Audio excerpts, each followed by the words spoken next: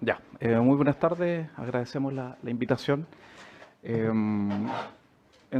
Todos tienen, creo, un documento en el cual se basa la presentación. Es un documento que nosotros nos tomamos en serio el proyecto del gobierno paso por paso y hacemos un análisis específico del alcance de cada una de las medidas, sobre todo las que involucran potenciales aumentos en las pensiones.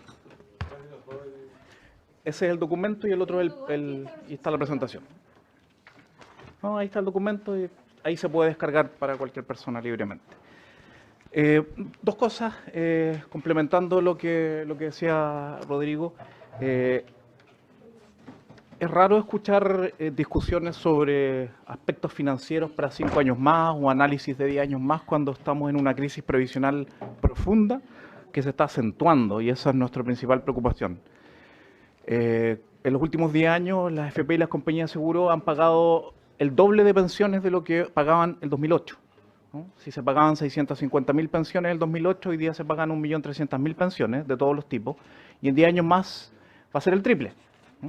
Entonces, este es un problema material, es un problema que va a ser transversal independientemente del color político, porque materialmente está afectando a todas las personas y todos conocemos a alguien que está recibiendo una pensión directamente. Y los resultados, lamentablemente, son concluyentes, son desastrosos. A julio del 2019, los últimos datos que la Superintendencia de Pensiones presenta, el 50% de las 731.000 personas pensionadas por vejez-edad, que es la modalidad más importante, obtienen menos de 152.000 pesos. La mitad de ese grupo, menos de 152.000 pesos, y ahí estamos agregando el aporte previsional solidario. Si no, sería la mediana de 133.000 pesos. Incluso para aquellas personas que cotizaron entre 30 y 35 años, que para el futuro esa va a ser la carrera completa, la mitad recibió menos de 295.000 pesos. Estamos hablando de menos del salario mínimo. Es un dato lamentable, ¿no? Ni siquiera las personas que cotizan toda su vida laboral pueden superar el salario mínimo, la mitad de esas personas. Pero como decíamos al comienzo, esta tendencia de bajas pensiones se está acentuando, lamentablemente. Las nuevas pensiones son más bajas que las anteriores. Las 125.000 personas que se pensionaron en el 2018, nuevamente datos de la Superintendencia de Pensiones, la mitad con su ahorro y con la rentabilidad que obtienen las AFP sacaron menos de 48.000 pesos. Cuesta creer que este dato sea correcto, pero es el dato que publica la Superintendencia de Pensiones. Esas pensiones suben un poco con el aporte previsional solidario, pero la mitad con su ahorro y con la rentabilidad que entrega la AFP obtienen menos de 48.000 pesos. Y si nos concentramos en el grupo entre 30 y 35 años, que cotizaron entre 30 y 35 años, casi carrera completa, la mitad está obteniendo menos de 246.000 pesos de pensión autofinanciada. Esto es menos del 82% del salario mínimo. Y si lo llevamos en términos de tasa de reemplazo, porque muchos pueden decir los montos son bajos porque las personas ganan poco, la tasa de reemplazo, tal como lo mostraba el exministro, la tasa de reemplazo mediana autofinanciada es del 20%. Esto quiere decir que la mitad de los pensionados está sacando menos del 20% de su último salario, la cual sube a 40% con el aporte previsional solidario. Entonces aquí tenemos un problema grave. La promesa inicial de José Piñera, extraída de las actas secretas de la discusión en el momento, era que con rentabilidad de 5, y hemos tenido rentabilidad promedio de 8, la tasa de reemplazo iba a llegar a un 80%. No 70%, es decir, hasta un 80%. Y estamos en 20, si es que testeamos el sistema puro, el sistema AFP, menos de 20 para la mitad de las personas con rentabilidades de 8. Entonces, para partir analizando el proyecto de Piñera, es muy importante constatar que para nosotros cualquier reforma al sistema de pensiones que se lleve a cabo en los próximos años debe entregar una ruta. En Chile en general tiene este problema. No legislamos para el mediano plazo. No tenemos proyecto país para dónde vamos. Aquí en el sistema de pensiones se ha hecho, voy a ocupar una palabra quizás que no es la más adecuada, lo que se ha podido o lo que se ha querido, ¿no? No se ha discutido cuál es el sistema adecuado para pagar pensiones suficientes en base a la realidad chilena. Y esta reforma no entrega una ruta de corto, mediano y largo plazo que resuelva los problemas de las bajas pensiones estableciendo estándares mínimos. Nos tenemos que poner de acuerdo. ¿Cuáles son los valores y por qué? Lamentablemente, si esto no ocurre, vamos a seguir teniendo una crisis previsional severa, que año a año va a ir multiplicándose. Y como vamos a demostrar ahora, el proyecto del presidente Sebastián Piñera no permite cumplir este objetivo, tener una ruta clara que permita, ojalá en un plazo cercano, tener pensiones de acuerdo a la realidad chilena, ¿no? No la realidad sueca ni finlandesa, etcétera, sino la realidad chilena, de acuerdo a los salarios chilenos. Este, como ustedes saben, es el proyecto de ley presentado por el gobierno. Nosotros colocamos en amarillo la palabra mejora, porque efectivamente, si es que los salarios suben 10 pesos, mejoran, ¿no? En términos estrictos. Entonces, ojalá que un proyecto de ley hablara de pensiones suficientes, no de mejorar. Si nosotros colocamos recursos, siempre algo va a mejorar. Pero nuevamente aquí no aparece la discusión sobre una pensión suficiente para el corto y mediano plazo. ¿Cuáles son los 5 grandes objetivos de la reforma del gobierno? Mejorar las pensiones de los actuales y futuros beneficiarios del pilar solidario, mejorar las pensiones de la clase media, de las mujeres de clase media y de aquellos que decían postergar su jubilación, mayor protección económica de adultos mayores dependientes funcionales, mayores pensiones de vejez autofinanciadas y perfeccionar el sistema y apertura a nuevos actores, dentro de los cuales hay una de las medidas es bajar el encaje. Nosotros nos vamos a concentrar en analizar 3 de esos ejes que nos parecen que son los más relevantes en términos de poder testear si esta reforma hace que este sistema sea mejor que el de hoy día. Primero, el pilar solidario. Y aquí, en el fondo, sería interesante que los diputados y diputadas de esta comisión pudieran tener una conversación en términos de montos concretos. Nosotros testeamos el proyecto original con los tramos diferenciados. Entendemos que el gobierno podría insistir en reponer estos tramos acá en la comisión o en el Senado. E independientemente que no lo hiciera, es importante constatar cuáles son los potenciales recursos disponibles y los alcances de aumentar la pensión básica solidaria. Nosotros hicimos un supuesto de que la reforma se aprueba en noviembre, un supuesto parece optimista, pero es lo que el gobierno se ha trazado para que los beneficios partan en enero y que la inflación entre julio a junio de cada año es de 3%. Que ahí podrían haber pequeñas diferencias porque la inflación ha costado que esté en el rango medio de la meta del Banco Central. Hoy día la pensión básica solidaria es una sola para las personas mayores de 65 años y es de 110.201 pesos, porque en julio se acaba de reajustar cerca de 3.000 pesos. Si es que nosotros consideramos el reajuste inicial de 10% que propone el gobierno para enero, siendo optimista, llegaríamos a 121.000 y fracción, y después los reajustes parciales en los 4 años siguientes, en los julios de los años siguientes, a marzo del 2020. Entre medio va a haber un reajuste por IPC automático que tiene el pilar solidario. Esto significa que para el tramo de las personas de 65 a 69 años, el año 2024 llegaríamos a un valor de 140.000 pesos aproximadamente de pensión básica solidaria. Y para el tramo de 85 y más, el último tramo, de un poco menos de 190.000 pesos.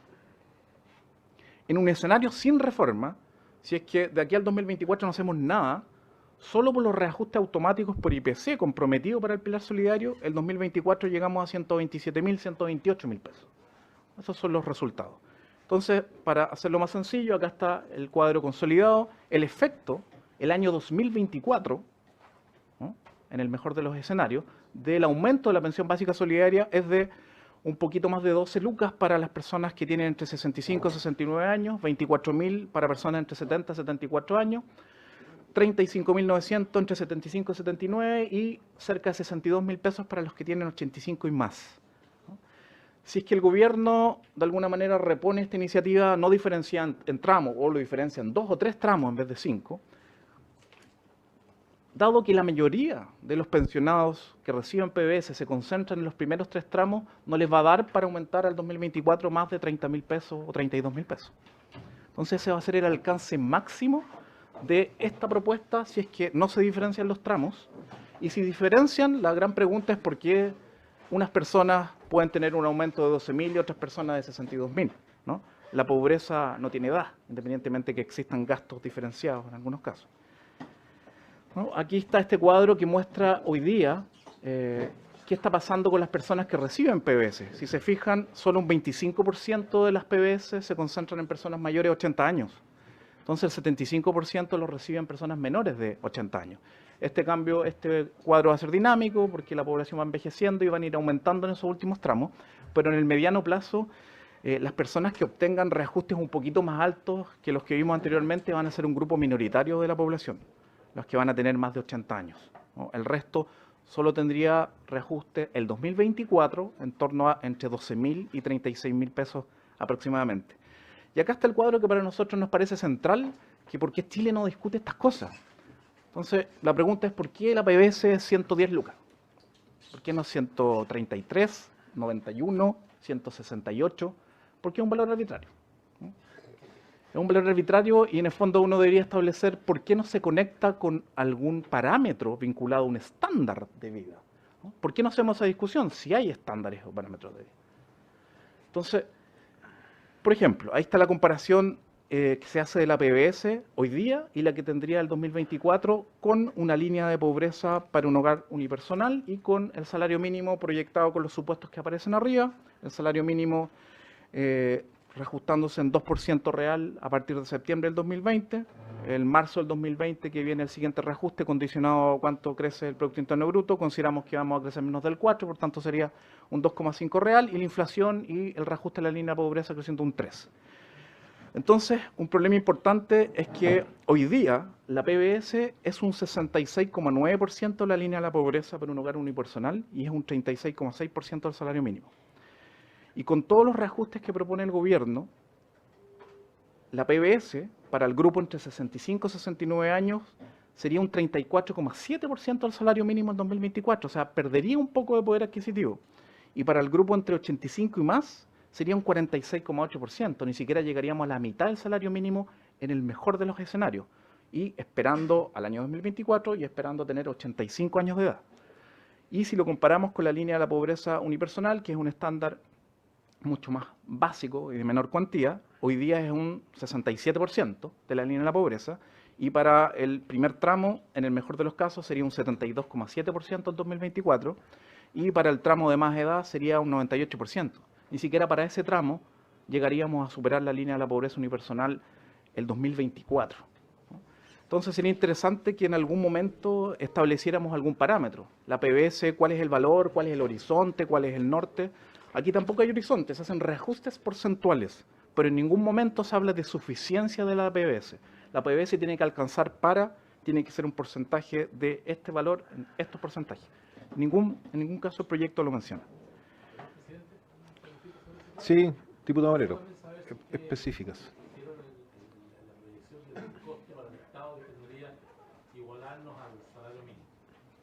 Sí, eso lo podemos hablar después.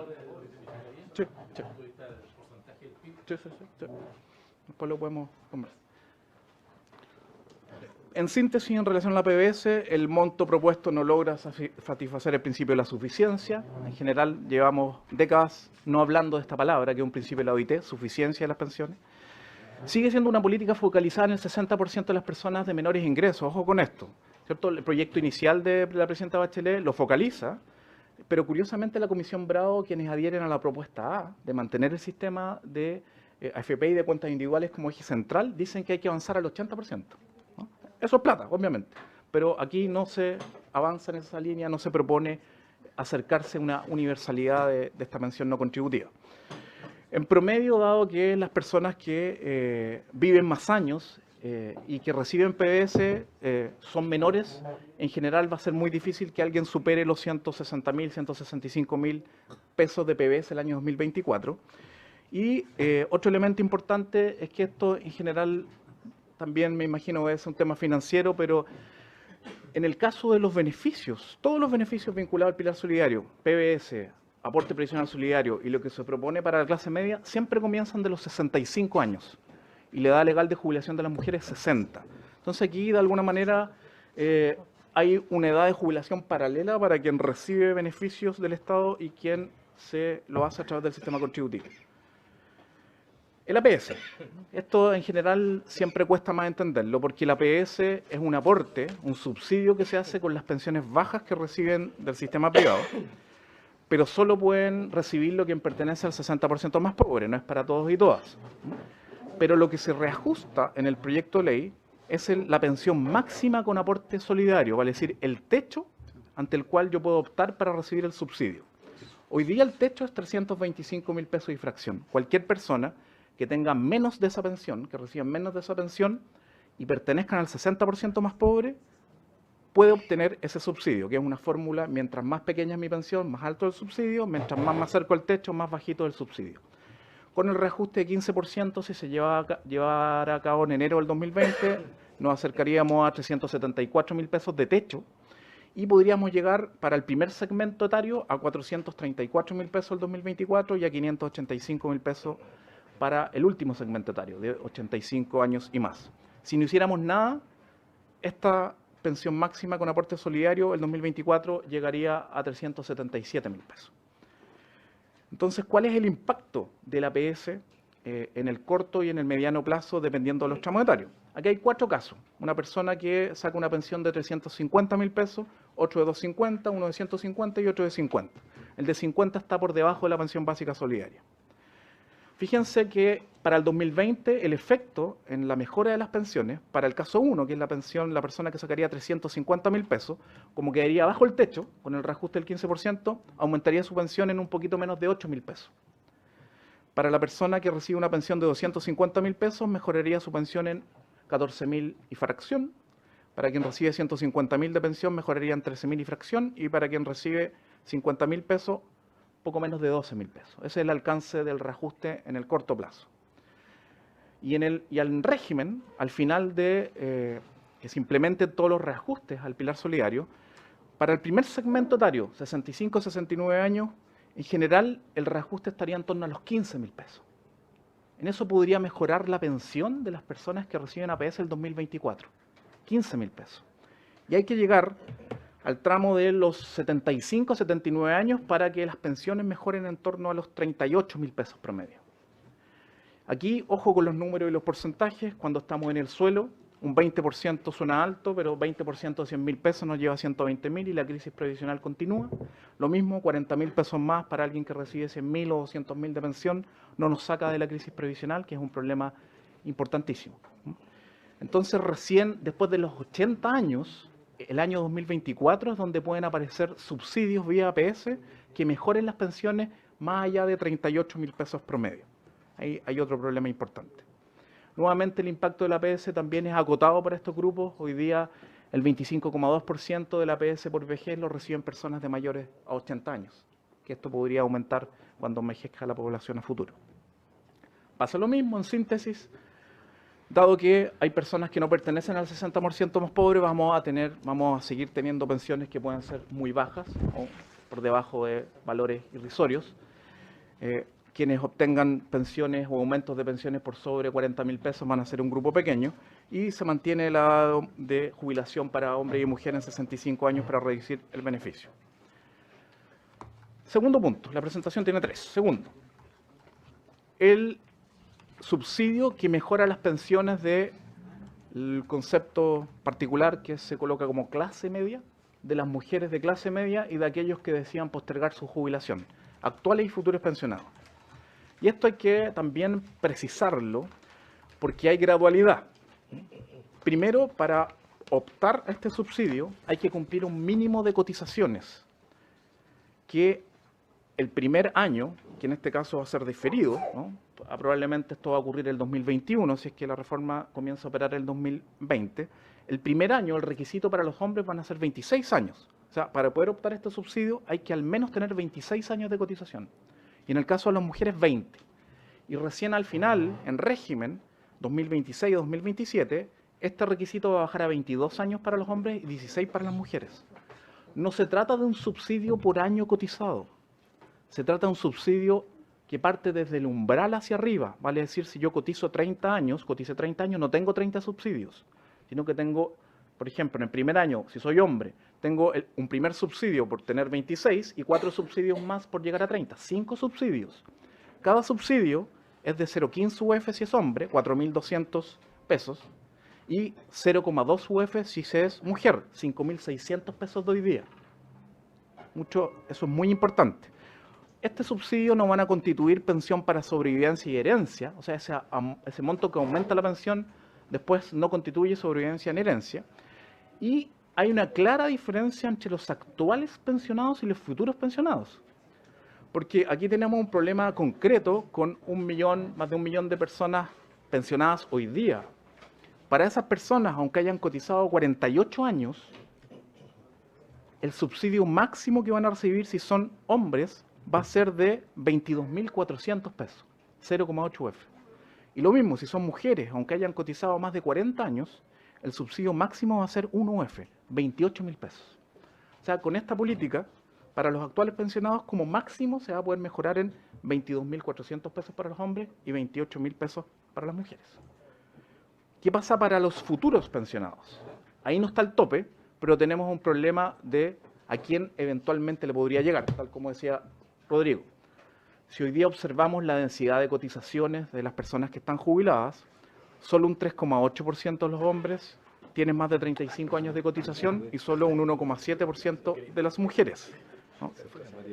Para ese grupo, efectivamente, uno podría observar subsidios que superan los 80.000 pesos o los 700.000 pesos o los 70.000 pesos para mejorar la pensión. Este subsidio tiene un tope máximo de 25 UF para poder optar a este beneficio. Nosotros consideramos que este subsidio incluso va a estar desfocalizado. En vez de llegar al cuarto quintil, que me imagino que es el objetivo de hablar de clase media, porque el 60% más pobre está cubierto por el pilar solidario, va a llegar al quinto quintil. Entonces también tiene un problema de focalización por la magnitud del tope y por las pocas personas que cotizan más años, más de 30 años, más de 35 años. Entonces debe ocurrir un cambio muy grande en la estructura de densidad de cotizaciones en Chile, un cambio en la matriz productiva impresionante, para que tengamos cambios importantes en la asignación de este subsidio y en la cobertura. Aquí tenemos ejemplos concretos.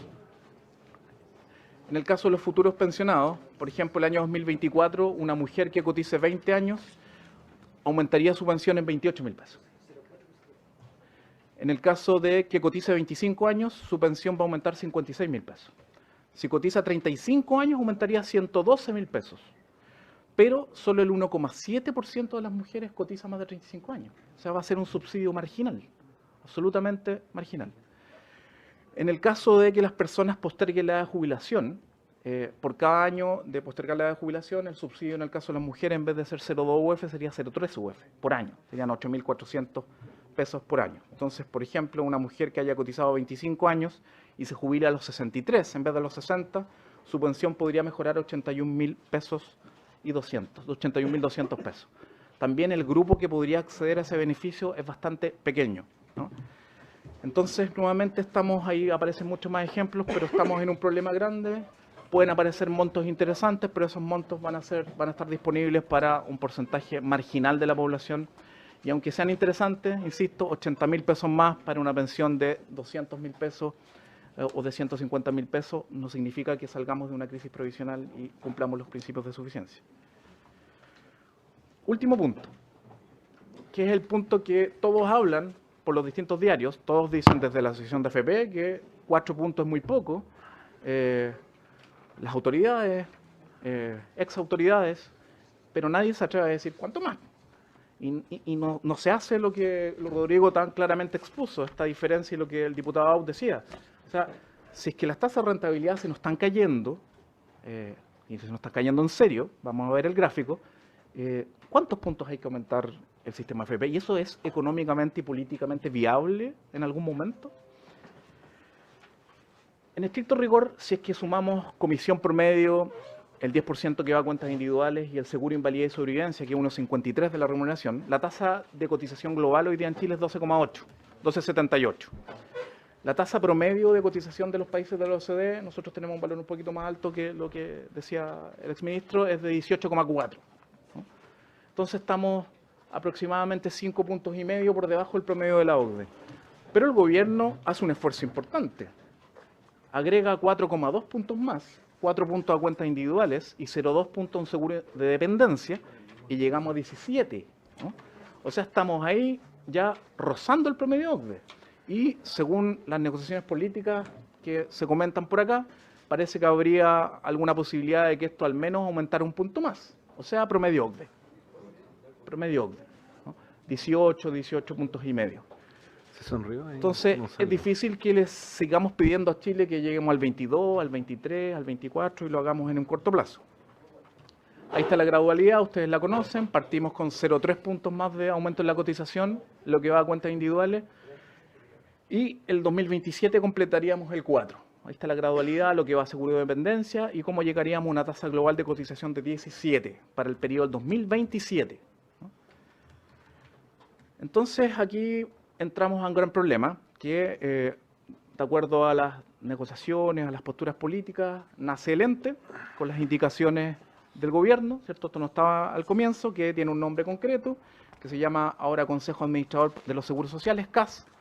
En un momento tuvo corta vida su nombre anterior, CPA, Consejo Público Autónomo, con las primeras indicaciones de gobierno. Y el CAS tendría un mayor énfasis social, esto es teórico, porque junto con administrar, entre comillas, el 4% adicional, también administraría el seguro de dependencia, el seguro de acompañamiento de niños y niñas, la ley SANA, y otros programas de seguros sociales que terminen las leyes. Ahí estaría supuestamente puntos adicionales a los 4, que podrían tener una lógica de seguridad social o de reparto. Sin embargo, este CAS estaría licitando la administración del 4%. O sea, la entidad pública es una entidad que tiene, ¿cierto? Va a ser pública, aparece el Estado, pero el Estado no hace nada distinto a lo que ha hecho en los últimos 38 años, 39 años en pensiones. Por tanto, van a aparecer las AFP 2.0, que se llaman ahora AYAPA. Esas son las AFP 2.0, que son las agentes de inversiones del ahorro previsional adicional. Entonces ahora, quizás si es que el objetivo era tratar de avanzar en lo tan deslegitimada que está en la AFP y que aparezca un nombre distinto a AFP, ese objetivo se cumple, aparecen las AYAPA, pero las AYAPA van a terminar haciendo lo mismo y curiosamente con un costo mayor, ¿no? Porque las AFP parece que no cobrarían por esa comisión adicional. Se podrían constituir como este tipo de actores, administradores generales de fondos, cooperativas, etcétera, y las compañías de seguro de vida, que aparecen como un actor nuevo y distinto, pero que, como ustedes bien deben saber, las matrices que controlan las compañías de seguros son las mismas que controlan las AFP, ¿no? Son los mismos holdings. 50% de las rentas vitalicias que se pagan hoy día en Chile son parte de los mismos dueños de las AFP. Entonces es importante tenerlo presente. Y la licitación sería adjudicada a la AYAPA, que ofrezca la menor comisión posible por administrar este 4%. Entonces nuestra pregunta relevante es ¿de qué sirve el ente? ¿Y de qué sirve el CAS? ¿No?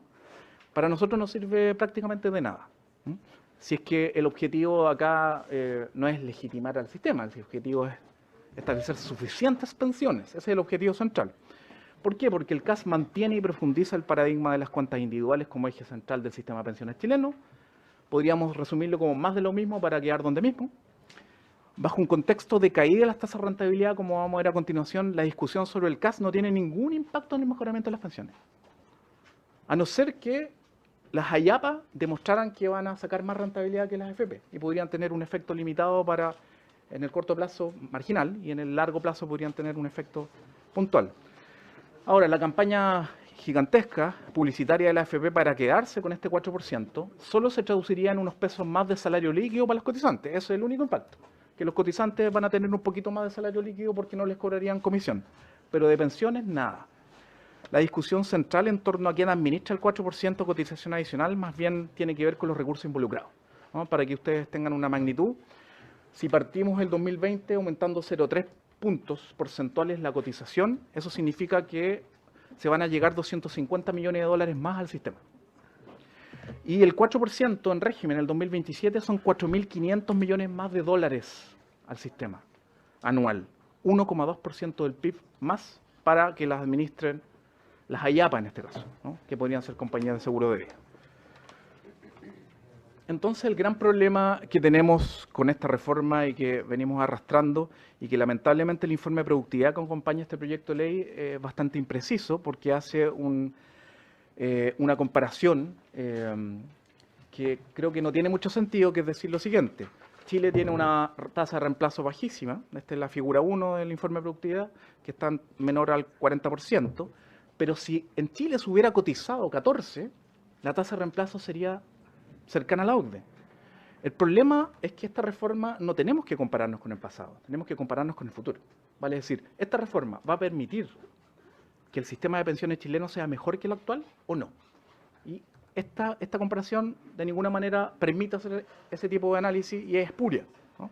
Porque resulta obvio que si aumentamos 40% el ahorro, las pensiones futuras de una persona en comparación a sí misma van a aumentar 40%, pero el 2070, ¿no? Una nueva promesa. Entonces, ¿sería responsable para esta comisión lo mismo que se hizo con José Piñera, esperar 40 años para ver los resultados de esto? ¿No? Esperar que en el 2070 verificar si va a ocurrir esto. Para que no tengan que incurrir en ese costo político es interesante poner cifras sobre la mesa. Y aquí tenemos un problema gigantesco. ¿no? Las tasas de rentabilidad vienen cayendo de manera ostensible porque la tasa de rentabilidad anual, promedio, real, sobre la inflación, ha sido de casi 8%. Una buena rentabilidad. 7,92% actualizada a agosto del 2019. Y acá está este gráfico, ¿no? Este gráfico es un gráfico que deberíamos tenerlo todos ahí presentes en nuestro escritorio. Esta es la rentabilidad promedio por año y por década histórica del sistema. En los 80, el sistema rentaba 12,04 por año real. En los 90, bajamos 2 puntos, un poquito menos de 10%, pero bastante buena, 9,93. La primera década del siglo XXI, 5,72. Y esta década, a punto de cerrar, y acá con un extra, que es una golondrina al año de este año, que ha rentado el fondo C 12,36%, que esto es inusual, vamos en 4,56, pero en un momento, hace 6 meses atrás, el promedio era menos de 4. Entonces, como ya se ha dicho reiteradamente, yo lo voy a decir al revés, no cada punto de rentabilidad agrega 25% más de pensión, pero al revés, cada punto menos de rentabilidad resta entre un 18 y un 20% de pensión. Entonces, si yo estoy agregando 40% de ahorro y la rentabilidad histórica es de 8 y voy a enfrentar en el futuro 5 o 4, necesito llevar la cotización mucho más allá del 14 para estar igual que ahora. Y ese es un zapato no chino, sino chileno, una otra particularidad del sistema que no sé cómo se resuelve. En estas lógicas, con el paradigma de cuentas individuales, desde mi punto de vista, no tiene solución, ¿no? Tal como dice ahí está el dato, solamente si las rentabilidades de las próximas décadas, de las próximas 4 o 5 décadas, es de un 6% real, que es muy elevada. No sé quién puede poner fichas haciendo incluso cambios regulatorios de que vamos a tener esta rentabilidad futura. Estaríamos, el que se jubile el 2070 cotizando 14, va a estar igual que el que se jubiló hoy día cotizando 10. ¿Y cómo le explicamos eso a esas personas en el 2070 y antes, ¿no? Estas son las proyecciones que la Superintendencia de Pensiones ha hecho en un documento de trabajo que el año pasado lo publicó, de julio del 2018, y proyectó rentabilidades para las próximas 2 décadas. Ojo con esto, ¿no? Si nosotros nos concentramos en la rentabilidad del fondo promedio de riesgo, para hacer una rentabilidad histórica desde que comienza el sistema, la rentabilidad promedio que ya se está proyectando es de 4,15. ¿no? O sea, aquí no aparecen los 6, no aparecen los 7, se acabaron los 8, ¿para qué hablar de los 10? La pesimista es 3,03 y la optimista es 5,28. O sea, en el mejor de los mundos vamos a estar, según estas proyecciones, en el futuro unos 2,8 o 3 puntos por debajo de la rentabilidad histórica. O sea, tendríamos que llevar a 16 el aumento en cuentas individuales y la cotización global la tendríamos que llevar a 18,8, ¿no? Para estar igual. Entonces acá es donde nuevamente tenemos un problema gigantesco. Si somos optimistas y solo consideramos que en las próximas décadas vamos a mantener las tasas de rentabilidad y nos seguimos cayendo y nos mantenemos en torno al 4, solo para mantener las actuales tasas de reemplazo, que son bajísimas, medianas del 20%, la tasa de cotización habría que llevarla al 18, ¿no? Porque 4 puntos menos rentabilidad se podrían compensar con 8 puntos más de cuentas individuales, 80% más de ahorro, y la cotización global a 21, más de lo mismo para quedar igual, y ahí ya, ¿qué sentido tiene llevar las tasas en ese nivel si vamos a estar donde mismo? ¿Ya? Y lo último, solo con eso concluimos que efectivamente, y esperamos, aunque es muy difícil, porque es iniciativa del Ejecutivo, todas estas discusiones que tienen que ver con presupuesto, pero ojalá se iniciara una conversación sobre el sistema de pensiones que democráticamente pensamos entre todos, sin limitantes, ¿no? Porque se hizo así y no se puede hacer otra cosa. Y difiriendo con lo que Rodrigo presentaba en relación a lo que pasó con las OIT, que es interesante, una discusión. Efectivamente tenemos este informe que ha causado mucho problema dentro de la OIT, porque la OIT es tripartita y los empleadores no les ha gustado mucho este informe. Este informe también está publicado en español a comienzos del año 2019. Y efectivamente, no voy a repetir, de los 30 países que privatizaron entre el 81 y el 2018, 18 se han devuelto. Y aquí lo interesante es ver de qué manera se han devuelto. Y qué coalición política lo ha devuelto. Porque aquí la coalición gobernante parece que se acerca a hacer algún cambio, ¿no? Porque si uno revisa, que hay dos tipos de cambios. Las personas que finalizaron, los países que finalizaron completamente con las cuentas individuales, que se acabó cuentas individuales y traspasaron a la seguridad social, que son los que ahí aparecen, ¿cierto? Desde los que mencionaba Rodrigo, Argentina, Venezuela, etcétera, pero está República Checa, Hungría, Rusia, Polonia. Y están los países que han parcialmente reducido el aporte a las cuentas individuales, que entendemos que por las particularidades chilenas, si es que este fuese un camino, es interesante constatar cómo en Bulgaria, por ejemplo, se congeló el incremento al pilar individual en 5%, como en Estonia se decide bajar la contribución del gobierno a cuentas individuales de un 4 a un 2%, del 4%, como en Letonia o Latvia se baja de 8% a 2%, vale decir, es como que en Chile el 10% se bajara a un 4%, ¿no? Es decir, no más 10% AFP, sino 4% y el resto va a reparto. Y hay distintos casos de otros países donde se congela, se reduce el aporte a cuentas individuales. ¿Dejamos que termine, Yuri? Por favor. Que acá probablemente no vemos ninguno de los países que se consideran desarrollados porque esos nunca entraron a la lógica de capitalización individual. Bueno, quizás con una excepción.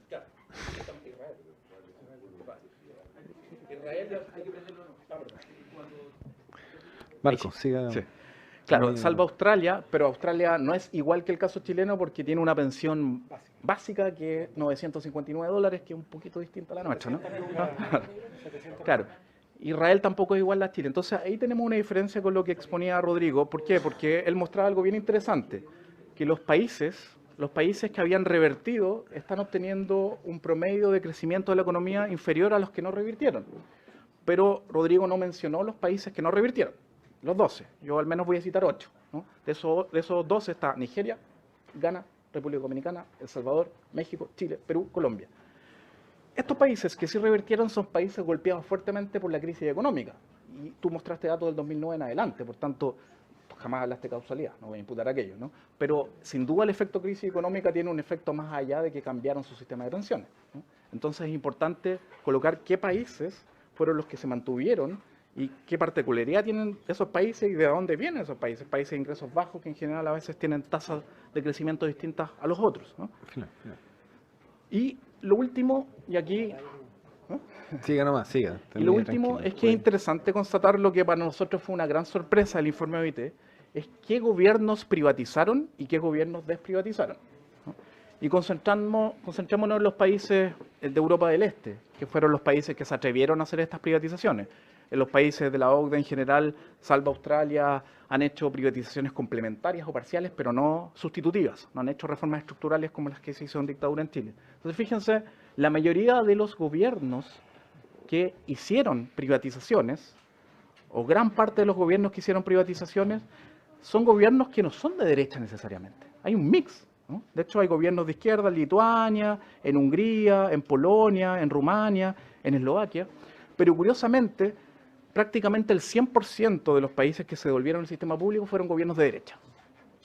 Y muchos de una derecha, yo no quiero poner adjetivos, pero se les tipifica como extrema derecha, tipo Orbán en Hungría, porque tienen políticas económicas y sociales que son distintas, más severas que las de clásica derecha. Entonces es interesante el por qué lo hicieron. Rodrigo colocó algunos datos, algunas reflexiones, lo hicieron porque es carísimo hacer estos cambios, ¿no? Chile lo hizo y el costo lo asumieron todas las personas, el costo de transición, y se sigue asumiendo. Todavía tenemos un costo importante. Segundo, porque gobiernos nacionalistas no van a tolerar que sus pensionados estén en la miseria, ¿no? O sea, podrán tolerar muchas cosas, pero los pensionados en la miseria y esperando 30 años para constatar aquello, tampoco un buen elemento, ¿no? Sin duda, en los países latinoamericanos ahí hay un análisis más complejo, porque todo lo que sabemos, pero aquí están los países de Europa del Este que presentan esa situación. Y la OIT, interesantemente, se aventura a darnos recomendaciones concretas, 10 pasos para desprivatizar los sistemas de pensiones de manera responsable, desde que se haga democráticamente. Bueno, pero salió publicado por la OIT. Ya, vamos a que el estudio de la OIT. El estudio de la OIT. Bueno, el estudio de la OIT.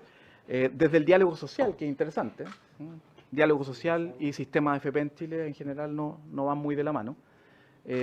una reforma que sea de carácter tripartito, esquema de beneficio definido, promulgar las leyes adecuadas, cómo generar esta gobernanza tripartita, cómo transferir a los miembros de un sistema a otro, cómo transferir los recursos acumulados de manera responsable, cómo crear fondos de reserva técnica, cómo crear las nuevas tasas de contribución, etcétera, etcétera, los mecanismos fiscalizadores. Entonces, el tema es que esto no está en nuestras mentes, porque no se puede, ¿no?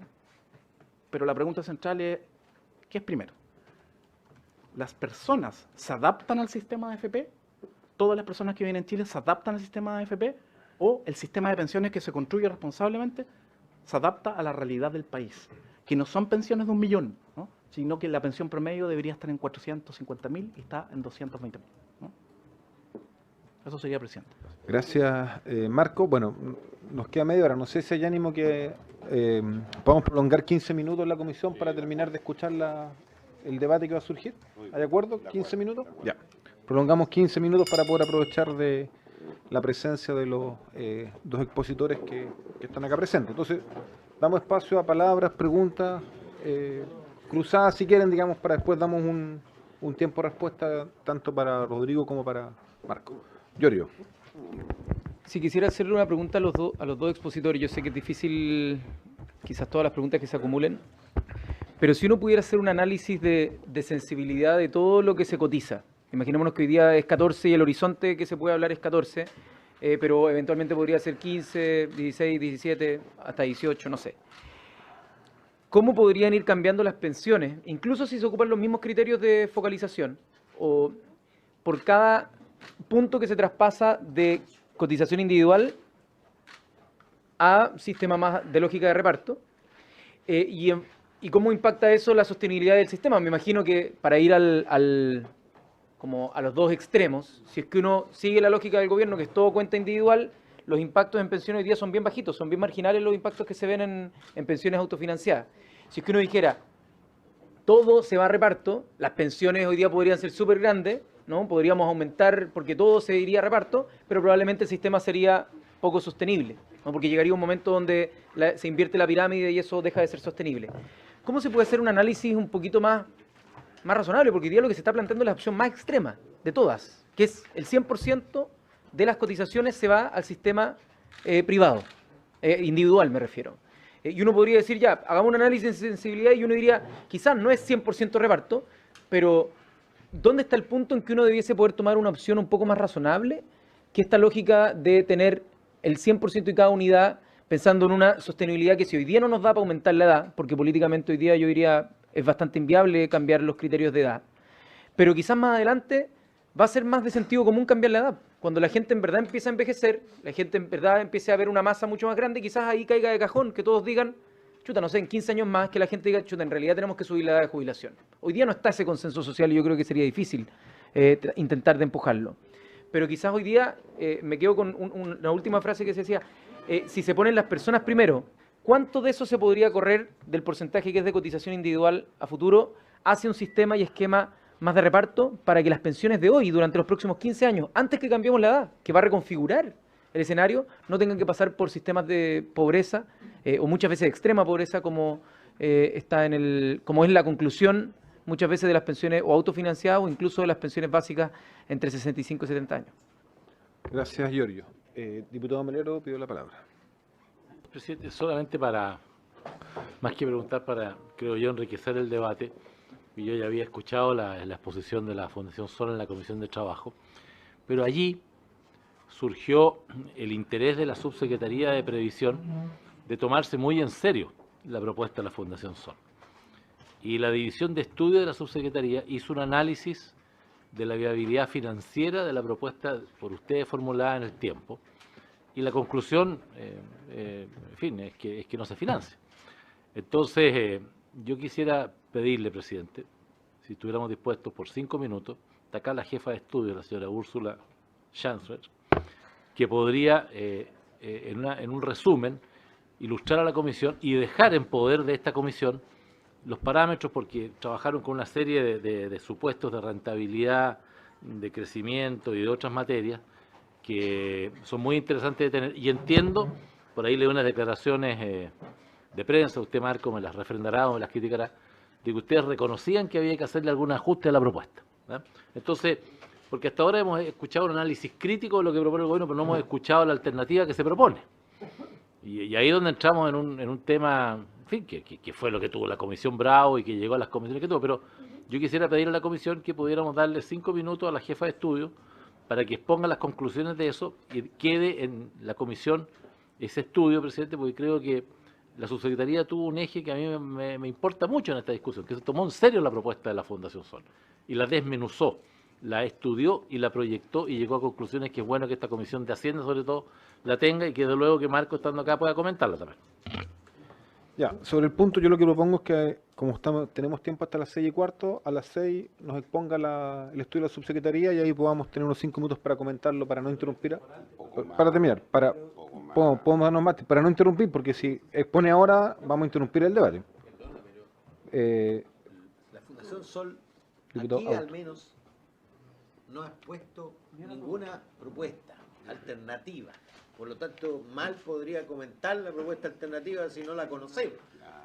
Si pudieran ustedes dejar la propuesta alternativa y el Ministerio dejar la minuta que hizo, yo feliz. Pero ¿cómo vamos a escuchar la respuesta? Solo tú sabes directamente de la propuesta de la que estamos hablando. Por lo tanto, hagamos el debate nomás, presidente. Bueno, a mí no me complica escucharla, pero insisto, está bien, pero tranquilo, Pero escuchamos el debate y si a las 6 nos parece pertinente lo veremos. Más preguntas, preguntas, opiniones, inquietudes. Diputado Out, me pidió la palabra. Yo tengo montones, o sea, partiendo por Hágalas todas justamente la pregunta por la propuesta, que me imagino es muy grande, ¿no? Yo me imagino que ustedes están pensando en una propuesta sin el componente de capitalización individual, sin el componente de ahorro. Me gustaría de ahorro individual. De ahorro individual, no, la cotización sí. Me imagino, la cotización sin ahorro individual es un adicional de impuestos, simplemente. Y entonces que en líneas gruesas nos dijeras cuál es la sostenibilidad de ese sistema en el que los activos financian las pensiones de los pasivos, con la consideración del cambio de relación entre número de activos por pasivo, porque cuando éramos 5-1 y teníamos un 20% de cotización, la verdad es que era bastante simple financiar un pensionado, pero con la relación actual y sobre todo la relación futura de 30, 40, 50 años más, me parece que es mucho más difícil. Segundo, yo quería comentar e intercambiar la descripción o la alternativa que tú propones. Dice, mira, aquí lo que se ha hecho es poner los recursos que ha sido posible poner para conseguir las cifras que ha sido posible poner según el desarrollo económico, la disposición, podríamos agregar la correlación de fuerzas para la distribución de esos recursos, etcétera. Y no desde al revés, desde cuánto se necesita y por lo tanto cuánta plata ponemos. Yo digo, nosotros partimos, por lo menos desde que yo llegué a esto, con una pensión asistencial de 48 lucas que cubría menos de la mitad de aquellos que eventualmente tenían derecho a eso. La reforma del 2008 lo que hizo fue primero multiplicar por 1,8 la pensión asistencial y luego establecer que era un derecho y no simplemente que según cuántos alcanzara de los que calificaban en cada comuna, porque te le entregaban una cuota a cada comuna y la comuna las agotaba simplemente. Aquí, si tú calificas dentro de un, como tú mismo lo describías, si calificas dentro de un determinado porcentaje, del 60%, tienes derecho a esa pensión básica solidaria y lo mismo al aporte. ¿Cuánta recursos? Es decir, ¿cuál es la sostenibilidad y cuánto incremento de carga tributaria significaría poder solventar pensiones mínimas en dos alternativas? Las dos que estableciste tú ahí. Una, la línea de la pobreza. Dos, el salario mínimo, que entiendo, por lo menos lo que yo he escuchado, la propuesta probablemente no inmediata, pero la propuesta final que han hecho ustedes y que, cómo no, compartirla como objetivo. Pero me gustaría saber si le han puesto número a eso. Y lo tercero, esto es contrafactual, porque, claro, yo coincido de hecho, mi pregunta contenía lo que ustedes describieron después.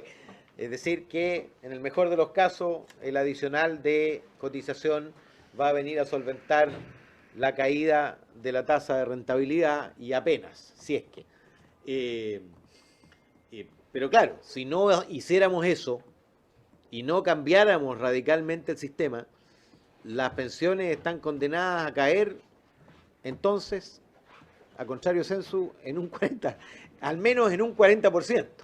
Es decir, si nosotros no aumentamos la tasa de cotización, en 30 años más, el sistema estaría entregando pensiones de al menos 40% menores de la que está entregando hoy día. Y por lo tanto, yo al menos tengo el sentido de urgencia de que debemos aumentar la tasa de cotización, al menos mientras no haya consenso para hacer una cosa completamente distinta que te confieso, no visualizo todavía cuál sería esa cosa con viabilidad económica primero y política después. ¿Ah? Las dos cosas son a veces de análisis separado, digamos. Puede haber viabilidad de un tipo y no viabilidad de la otra. Y por último, la disposición de ustedes a la tesis inicial de Rodrigo Valdés, que es todas las reformas son incrementales en esta materia. Yo veía el cuadro, interesante cuadro de reversión, pero miraba las fechas de instalación del sistema y de desinstalación del sistema, y la verdad es que los periodos son extremadamente breves. Es decir, son sistemas que desandaron el camino 2 años, 5 años, 7 años, 10 años después, hasta 12 creo, el que más. Pero nosotros llevamos 38 años con un sistema, y me imagino que revertir un sistema consolidado de 38 años no debe ser lo mismo que revertir un sistema que está recién todavía instalándose, que lleva 5, 6 o 10 o 12 años, que me imagino ni siquiera alcanzó a entregar pensiones en la mayoría de los casos, o muy marginal. ¿Alguna otra pregunta? Antes de es que estamos dejando para la pregunta-respuesta, pero no, antes, deje. Sí, no, pero la hacen la respuesta también. La hacen la respuesta, pero también hay preguntas que son comunes. Diputado Gastón. Von Mühlenberg. No, von.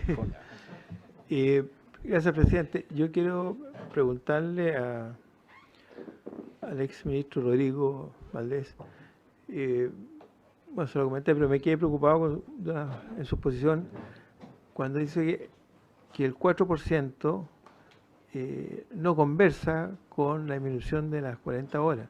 Pero me gustaría saber técnicamente por qué, si es que lo escuché bien, o cuáles serían los efectos dentro, digamos, si se juntan esas dos cosas. O él pensó, por lo que le escuché yo, que podríamos hacer una cosa primero y la otra postergarla. Pero me interesa el punto de vista técnico. Él fue ministro de Hacienda, así que, y un hombre doctor en el MIT que me merece el mayor de respeto. Por eso hay que saber por qué no pueden conversar, o cuál sería el efecto.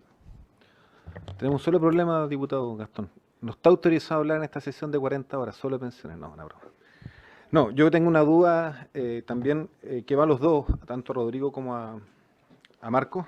Claro, la verdad que para mí es bien difícil dar este debate porque lo vamos en un contexto en el cual creo que no hay planteado opciones.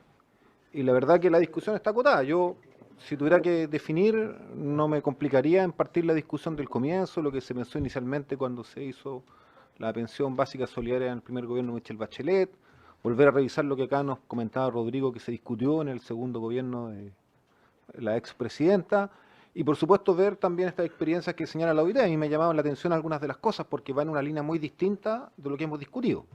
Eso no quiere decir que haya que adoptarlas, pero también me parece a mí que es válido discutirlas en forma seria. Entonces, es difícil discutir así porque tenemos como el universo de opciones acotado y estamos discutiendo en una lógica de lo que hoy día se nos ha planteado como un proyecto de ley del gobierno. Por lo tanto, dejando pendiente eso, me parece lo más importante, y que creo que en este espacio no vamos a lograr llegar muy lejos en la discusión de las alternativas, quiero sí abordar un problema que para mí también es relevante, en tanto me toca tomar decisiones y votar. Y aunque sea acotado, quiero hacerlo con el mayor sentido de justicia social. Explico eso. ¿Y a qué me refiero? Yo también comparto algo que dijo acá Rodrigo, de que creo que las presiones que van a tener las finanzas públicas son tremendamente significativas. Y yo en lo personal tengo la convicción que se van a acrecentar si es que se llega a aprobar la reforma tributaria que tiene el actual gobierno, porque creo que los ingresos van a ser menores y más fluctuantes. Creo que tenemos más certeza de ingresos fiscales con el sistema tributario tal cual como está hoy día. Y en ese contexto, al final, en esencia, lo que está haciendo el gobierno actual es tomar una masa de recursos. Podemos discutir los montos, yo no quiero dar las cifras ahora en detalle, serán 3.000, 4.000 millones de dólares, y ponerlos como un subsidio estatal al sistema privado de AFP para poder mejorar las pensiones, donde todo se constata como un común diagnóstico que está muy baja. Ahora, la pregunta es cómo distribuirlas con la mayor equidad social posible. Y ahí la pregunta que yo tengo es la siguiente, o sea, hasta cuál es el criterio, y me parece interesante lo que hace la Fundación Sol cuando nos dice cuál es el criterio mínimo para una pensión básica solidaria. A mí me gustaría si podrían aproximarse a eso. Claro, uno podría decir, yo la quiero tener en, no sé, el salario mínimo. Está bien, hay una lógica ahí. El salario mínimo, alguien me podría decir, yo quiero tener el salario mínimo, pero no llego, por lo tanto me voy a acercar lo más que pueda. Pero yo también me pregunto, ¿por qué la cifra es 110.000 pesos? Yo sé que hay un argumento y es que tiene que ser un rango que no desincentive la cotización, porque si no la gente va a decir no cotizo y me quedo sin cotizar esperando simplemente esa pensión básica. Bueno, ¿por qué digo eso? Porque cuando a mí me ponen, por ejemplo, que va a haber un subsidio de clase media para alguien que tiene una pensión de 700.000 pesos, está bien, pero yo también sé que una persona de ingreso de 700.000 pesos de pensión bordeará salarios sobre 2 millones, 2 millones y medio por ahí, individual. Es una persona que hace un cálculo racional de sus finanzas y que puedo decir, una parte de la plata que yo tengo no la pongo ni a APB ni a otro sistema, la puedo invertir en otro tipo de cosas, por ejemplo un bien, ahora que está de moda los bienes, vivienda, ese tipo de cosas, y que por lo tanto va a disponer probablemente de otros ingresos. No solamente una pensión, versus alguien que está en el rango de la pensión básica solidaria o un poquito más arriba, que va a depender probablemente casi 100% de su pensión. Entonces, igual me parece que es una variable relevante, porque los montos de dinero son muy significativos que se va a invertir en esto. Y ya que estamos en esta discusión acotada, creo que tenemos que hacerlo igual con un criterio de equidad y de justicia social. Y me llama la atención que podemos generar que estemos con un rango de diferencia muy, muy grande entre una pensión básica solidaria, un aporte previsional solidario y otros beneficios que vayan a gente que derechamente puede estar dentro del, no el 10, el 5% más rico de la población. No sé si eso tiene un sentido de equidad o de justicia social, aunque esa pensión sea igual una tasa de retorno baja en relación a su ingreso, pero hay ingresos y ingresos, digamos. Esa es como la inquietud que tengo. No sé si hay más preguntas. No. Damos la palabra entonces, Rodrigo. Gracias, presidente. Yo querría partir por un par de preguntas a Marco. Yo creo que cuando él parte mostrando las pensiones hoy día que se pagan, creo que es bien importante separar el mundo de gente que cotizó, de gente que no cotizó. Y desde qué momento uno tiene un derecho a una pensión básica, que tiene que ser universal, y que, de acuerdo, discutamos los montos, que no distorsionen, las platas fiscales involucradas, probablemente la línea de pobreza, más que el salario mínimo, es un buen objetivo de mediano plazo. Pero eso es muy distinto a un sistema contributivo en que en el sistema antiguo de Chile y en el país y en cualquier país desarrollado hay que tener un mínimo de años para tener el derecho a una tasa de reemplazo. Y serán 35 años, 30 años, depende de la caja acá. Habían cajas con 20, con 25, cuando no vivíamos nada, que vivíamos poquitos años después. Entonces, creo que es re importante eso para poner contexto y sobre todo separar que hay dos bichos distintos. Una cosa es esta cuestión universal, rentas generales, piso moral y otro es un sistema contributivo.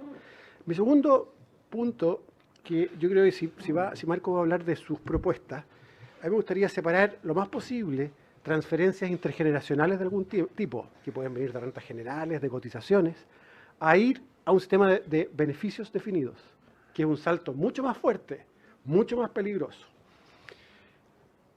Y tercero, ya es como talla esto, pero en los países reversores me gustaría ver la calidad democrática de sus democracias hoy día y sus gobernantes. Digamos, ya hay harto para pelar.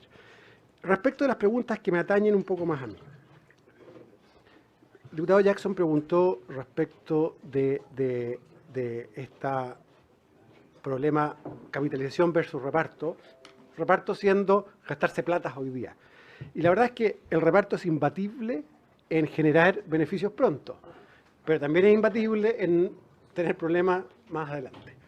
Yo creo que hay que tratar de salirse de la lógica del reparto en el sentido de beneficios definidos, pero sí abrirle la puerta a alguna manera de allegar recursos, que podrían ser cotizaciones, pero podría ser un impuesto para ayudar a las próximas generaciones, porque creo que va a ser bien difícil vadear esto y esperar para siempre. ¿Qué impuesto, si es cotizaciones o no? Yo creo que es parte de lo que hay que empezar a discutir. Respecto del reparto puro, yo recomendaría también a la Comisión invitar al Banco Central o ver su reporte que hizo hace unos 3 años atrás. Es la primera vez que un presidente de la República le encarga al Banco Central, con el artículo 4 de su ley orgánica, asesoría en una materia económica de su competencia. Eso dice la ley, el artículo 4, que le puede encargar cosas. Y la presidenta Bachelet, por sugerencia de algunos de sus ministros, le encargó un muy buen reporte de las implicancias ahora, no de los cálculos chicos de cómo van las platas para allá y para acá, sino qué le pasa a la economía, qué le pasa a la tasa de ahorro, qué le pasa a los salarios, qué le pasa al empleo, teniendo reparto versus ahorro. Más allá de ahorro individual, más allá de ahorro individual en empresas privadas, más allá de ahorro individual en empresas privadas con fines de lucro, la diferencia central es que el ahorro produce cosas muy buenas. Y nosotros ya cruzamos el río, que está lleno de pirañas, que no lograron cruzar estos países, y logramos ese ahorro. Eliminar ese ahorro tiene consecuencias bien importantes a mediano plazo. Yo creo que si vamos a entrar en una discusión más de reparto, es muy importante mirar esa parte. No puedo dejar pasar un punto que dijo el diputado Jackson de que el tema de la edad de jubilación no la vamos a poder ver ahora. Es cierto que el proyecto no lo ve, es cierto que pone un incentivo que no es tan potente, pero algo es. Pero yo quiero invitar a no dejar esa pelota dando bote por demasiado tiempo. Y lo quiero conectar con algo que no hemos discutido, pero que es central. Son cambios en las leyes, pero sobre todo en la cultura corporativa. Incluso restricciones, de manera que haya un mercado laboral relativamente ameno para gente de edad. Como están las condiciones hoy día, por algo la gente dice, no, yo no me quiero retirarme después, porque sabe que no hay mucho que hacer. Pero uno puede hacer, hay una batería de instrumentos para poder tener un mercado laboral que sirva para los adultos mayores. Yo creo que hay que caminar en las dos cosas juntas y empezar a estructurar eso pronto, porque esa es una de las cosas que va a tener más efecto. Y por último, el diputado Von Miller me preguntó sobre el 4% y la jornada, y 4 que voy a hablar de 6 directamente, 6 y jornada, digamos. Y mi punto es bien simple. Cada una de estas cosas individualmente es un shock al mercado laboral grandote, como el que no tenemos, yo creo que de hace muchas décadas en Chile. Shock que es como entrar a un refrigerador grande a un departamento chico. ¿Okay? Hay que sacar las puertas, después el dintel y entra arena. Y es todo un problema que queda ahí adentro y hay que acomodarse a este nuevo refrigerador. Eso va a tener consecuencias en empleo, en salarios, en utilidades. Yo creo que tiene costos. Hacer las dos cosas juntas no caben los dos refrigeradores. Se nos van a trancar antes de entrar. Y mi punto es súper simple. Más allá de lo que yo pueda decir que es bueno o mala la jornada, bueno o mala el 4, el 6, yo creo que es imposible pensar en que Chile adopte las dos cosas simultáneamente, digamos, en la misma década. Y por lo tanto, creo que es momento de escoger.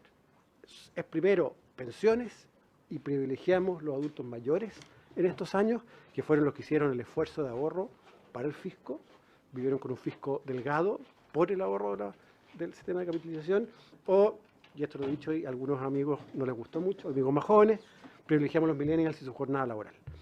Yo creo que es lo primero, pero es una decisión política, porque yo creo que las dos cosas juntas técnicamente son muy complicadas, pero además, siendo pragmáticos, políticamente no van a avanzar. Eso, presidente.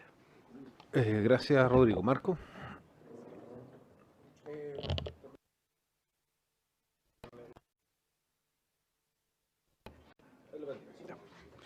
A ver, tengo cerca de 9 preguntas. Trataré. Ya, aquí hay un tiempo para, no sé si para la subsecretaria.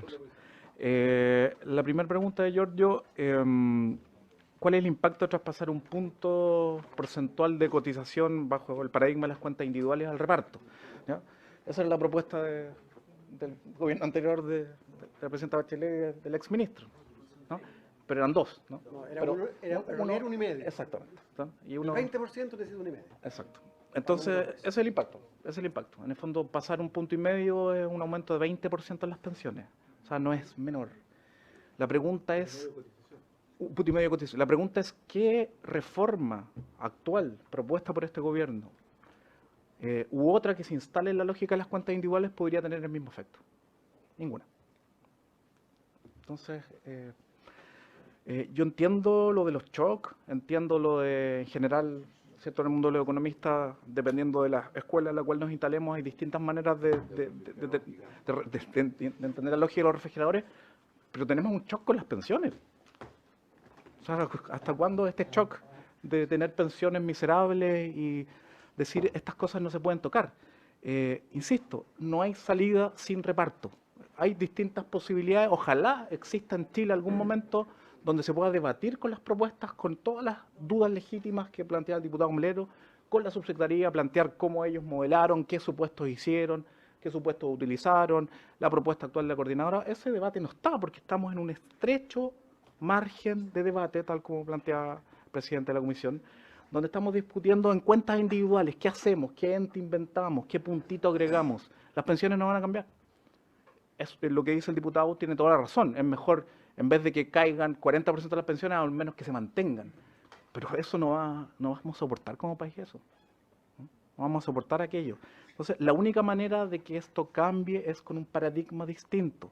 Yo entiendo que hay personas que no les gusta el reparto, pero eso, Chile no va a poder hacer otra cosa. ¿No?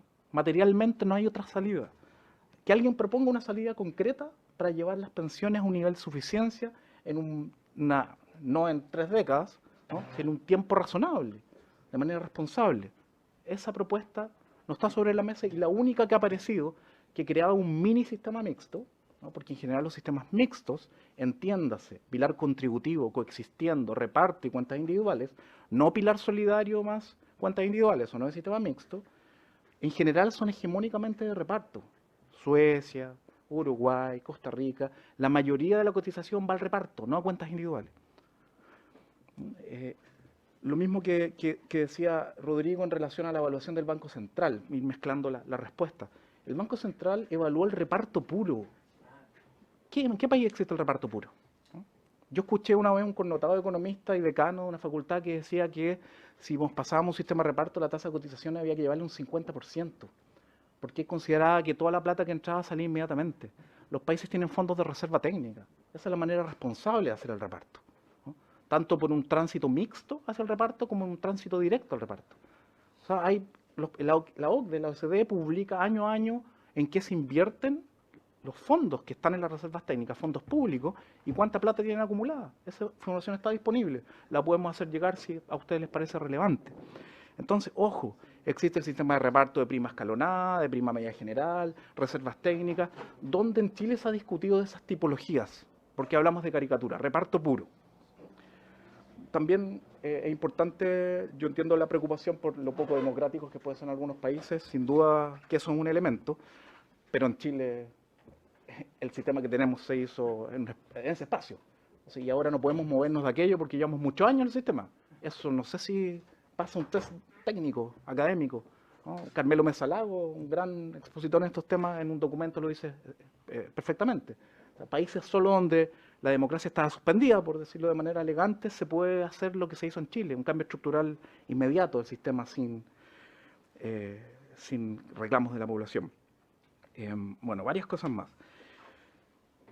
¿Qué pasa con el tema de la suficiencia del pilar solidario, del monto de la pensión básica solidaria?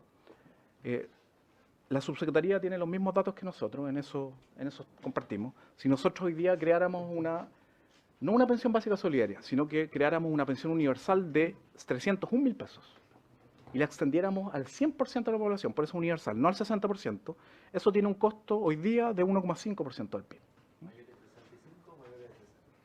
Nosotros lo hicimos mayores de 60 para las mujeres y mayores de 65 para los hombres, ¿no? 1,5 puntos del PIB. Hoy día el gasto del pilar solidario es un poquito menos de 0,8% del PIB, incluye APS, ¿no? Entonces, sin duda, es casi duplicar, pero la pregunta es si tuviéramos un sistema distinto, ¿cómo se reasignan los fondos? No, total. Eso le costaría hoy. No, pero después baja, según la subsecretaría. Ahí me puede confirmar María José. Lo que dice la subsecretaría es que las densidades de cotizaciones para el futuro ya no vamos a tener PBS. El 2078 no existen las PBS, ¿no? Por favor. Van a ser APS. Sí. Bueno, si quiere... No ha hablado nada. Subsecretaria.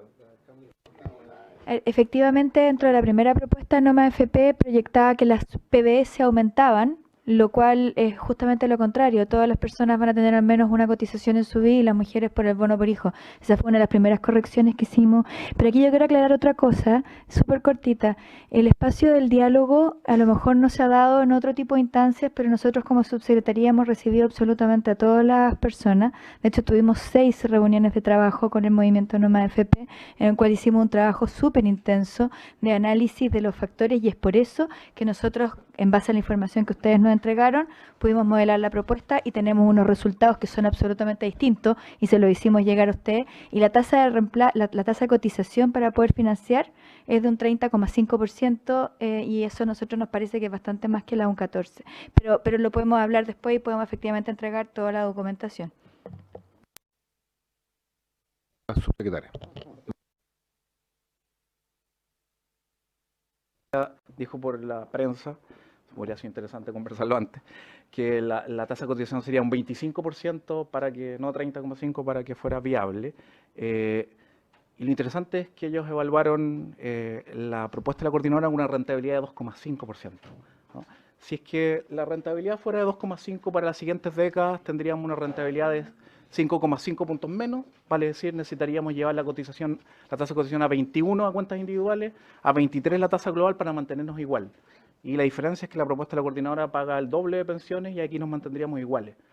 Yo creo que es interesante hacer ese debate, pero la propuesta de la coordinadora la presentará la coordinadora, creo que está invitada por ahí, sí, lo podrá presentar. Creo que es muy poco tiempo para poder presentar seriamente. Nos encantaría a nosotros poder tener un espacio, porque hay una propuesta concreta, responsable, que a algunos les puede gustar u otros no, pero su tema no es la responsabilidad o no. El tema es que tiene otra lógica y paga pensiones suficientes. Insisto, no de 1 millón de pesos, sino pensión promedio de 400 o 450.000 pesos. A ver, en relación a la PBS, al menos como ruta deberíamos partir con alguna idea vinculada a la línea de la pobreza. Pero el problema es que si se establece esa ruta para el largo plazo, ¿qué sentido tiene acercarnos a la línea de la pobreza para el 2040? ¿No? Es como que decimos, toleramos que nuestros adultos mayores estén en la pobreza por 20 años para recién subir un estándar que es bastante básico, que hoy día es de 164.000 pesos. Entonces, si como país no somos capaces de establecer una ruta general y poder financiarlo responsablemente, yo creo que es muy difícil llevar a cabo una discusión de esa índole, ¿no? ¿Qué pasa si no aumentamos la tasa de cotización? Vuelvo a responder lo que planteaba el diputado Aut. La discusión, de alguna manera, nos encierra a decir, bueno, si no aumento la tasa de cotización serían más bajas las pensiones, pero estamos discutiendo en lógica cuentas individuales. Ese es el problema. Entonces, tenemos que establecer al menos una lógica paralela de cuentas individuales y reparto. A nosotros nos interesa que, en términos de sustentabilidad, sea reparto fundamentalmente con reservas técnicas, pero claramente esto es para llevar la pensión a que no siga bajando. Entonces, es raro que un país discuta qué parámetros tenemos que mover para que las pensiones no sean tan bajas en relación al momento actual. ¿Por qué? Porque nuestra camisa de fuerza es las cuentas individuales. Y ahí no tenemos salida, y es interesante en ese sentido plantear una discusión que sea más general. específicamente hay que hacer una separación entre lo que es el pilar contributivo de pensiones y el pilar no contributivo. Los países tienen lo que el Banco Mundial reconoce como el pilar cero, que es el pilar no contributivo, vale decir financiar una pensión ciudadana, un derecho a la pensión, que en algunos casos universales y otros con test de medios, hay que demostrar que uno pertenece a un grupo más pobre, como el caso chileno, y hay que fijar ese valor. En Chile ese valor, insisto, estamos con valores 110, pero no está relacionado con el costo de vida. Eso se financia con impuestos generales, ¿no? Yo creo que ahí no hay dos opiniones. El pilar no contributivo se financia con impuestos generales. Y el pilar contributivo, que es donde podríamos hablar de mixtura, es cuando puede satisfacerse o puede cumplir su objetivo. En la mayoría de los países se hace con reparto, en algunos países se hace con reparto más privatización, opcionalmente elijo uno o el otro, Perú, Colombia, o la privatización complementa el reparto. Uruguay, Suecia, donde la privatización es un 20% de la cotización. Y en poquitos países, que, claro, está Australia, pero con este piso de $959, pero los otros países son República Dominicana, México, El Salvador, Nigeria, Kosovo, Hong Kong, Malaui, Maldivas, ¿no? Esos son los países que tienen el sistema chileno. Son los únicos que tienen el sistema chileno sin reparto en el pilar contributivo. Si ya demostramos que el pilar contributivo no puede generar pensiones suficientes, ¿por qué queremos seguir siendo la excepción a nivel mundial? ¿No? Ahí claramente hay que establecer un pilar contributivo que incorpore reparto. Nosotros hemos ayudado a configurar una propuesta concreta que no es tan conocida, pero sería interesante conocerla en profundidad. Yo sé que en esta reunión legítimamente el gobierno es el que coloca la parte central de la discusión en base a su propuesta, pero es interesante, dado que, desde nuestra opinión, si es que esta propuesta se lleva a cabo, en 2 años más vamos a tener que hacer otra propuesta, otra reforma. Se va a tener que hacer otra reforma urgente. Entonces, es bueno prepararse con tiempo y no estar especulando y volver a hablar de que es un sistema mixto, que es reparto y todas las caricaturas y elevar el nivel del debate, ¿no? No sé si me quedó alguna. Bueno, en relación a la propuesta de la coordinadora, una de las preguntas del comienzo la contesté: ¿cuánto cuesta, cierto, financiar una pensión no contributiva universal para el 100% que equivalente al salario mínimo? 1,5% del PIB. Y en relación a la discusión con la subsecretaría, no sé si en 5 minutos la podemos dar, pero sería interesante tenerla públicamente. Gracias, Marco.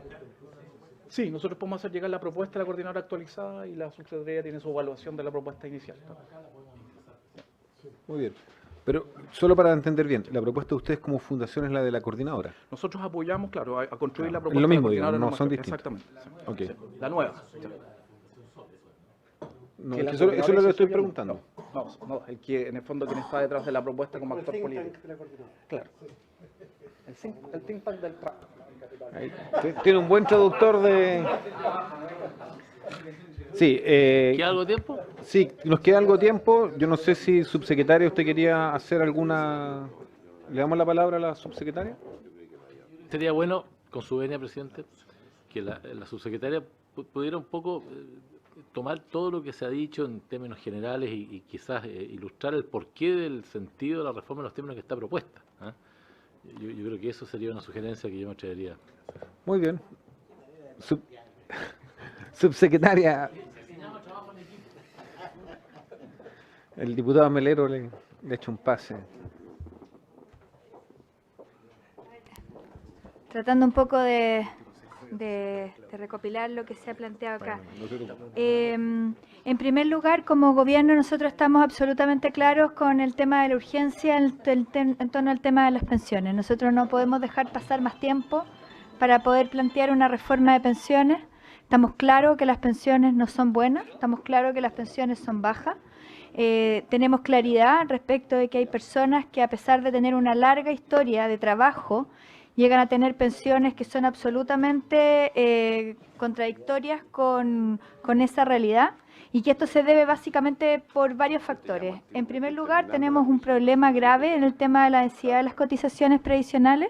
Personas que han trabajado 40 años tienen 15 años de cotizaciones y hay que hacerse cargo de ese tema, y es por eso que el pilar clase media, que se puede discutir el tema del nombre en cuanto a que no está enfocado en un factor socioeconómico, sino que está enfocado y tiene el nombre puesto por un factor que es más bien sociológico, que es plantear que estamos entendiendo como clase media aquel grupo de personas de nuestra sociedad que han logrado construir su futuro en base a su esfuerzo personal, y el esfuerzo personal lo estamos tomando como en base a años de ahorro, y que a pesar de esta cantidad de años de ahorro no lograron financiar una pensión superior a 700.000 pesos, personas que tienen sueldos de 1 millón, 2 millones y que no lograron conseguir esto.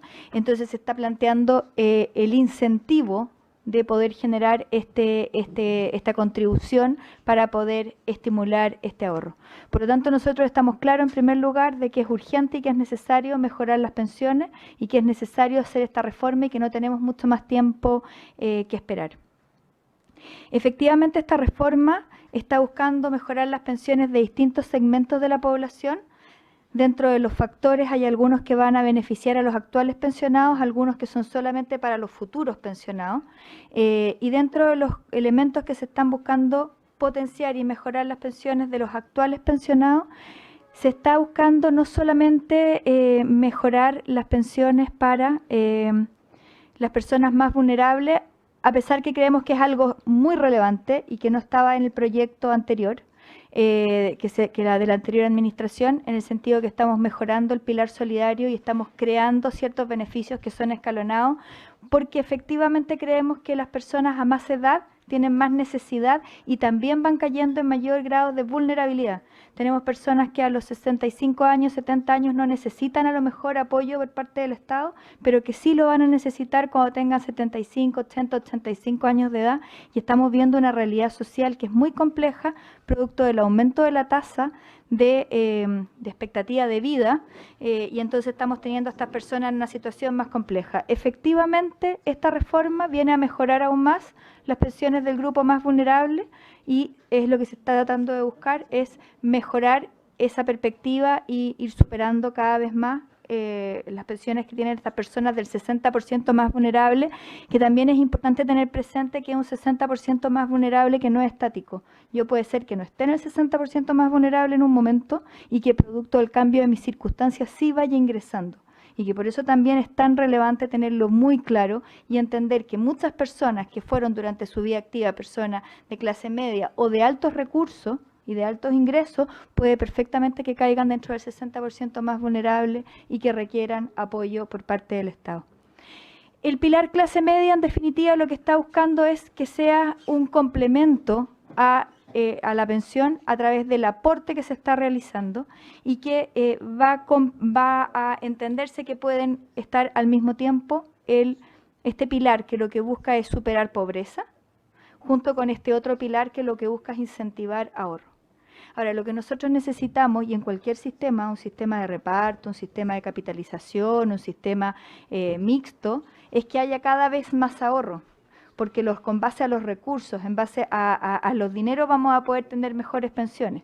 Y por lo tanto, si tenemos un sistema que genera desincentivos y que me genera una pensión en la cual da lo mismo si yo aporté o no aporté, estoy generando un problema que va a ser cada vez más grande a lo largo del tiempo. Y es por eso tan relevante que tengamos los estímulos para que durante todo el tiempo se vaya cotizando y se vaya complementando.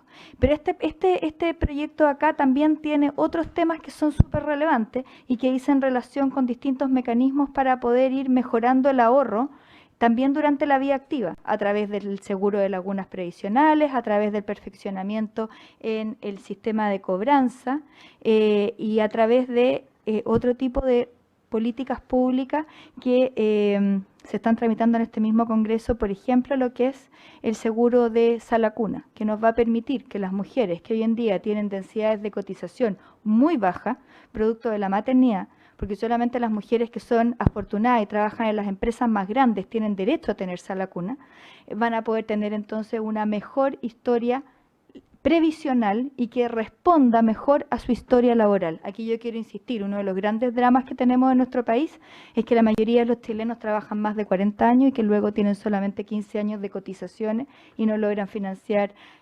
absolutamente una pensión que les pueda permitir superar en el fondo sus necesidades básicas.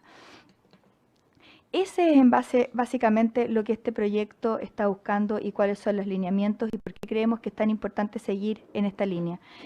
Cuando estamos hablando de por qué no el reparto, porque creemos que genera desincentivos a este ahorro individual de cada uno de los chilenos y porque nos hemos dado cuenta en base al estudio que vamos a entregarlo a futuro, que cuando uno utiliza cotizaciones de generaciones actuales, cuando uno está teniendo un tema demográfico con una tasa de natalidad que es absolutamente a la baja, es imposible asegurarle a las nuevas generaciones que a su vez los nuevos van a poder aportarle para su futura pensión. Y por lo tanto, lo que estamos generando es mejorar las pensiones de los actuales, sacrificando las pensiones de los futuros y sin poder entregarles ningún tipo de certeza respecto de que a ellos, a su vez, van a tener la posibilidad de tener una mejor pensión a futuro. Y eso entonces, ¿por qué se está estructurando de esta manera? Gracias, subsecretaria. Bueno, por haberse cumplido el objeto, se levanta la sesión.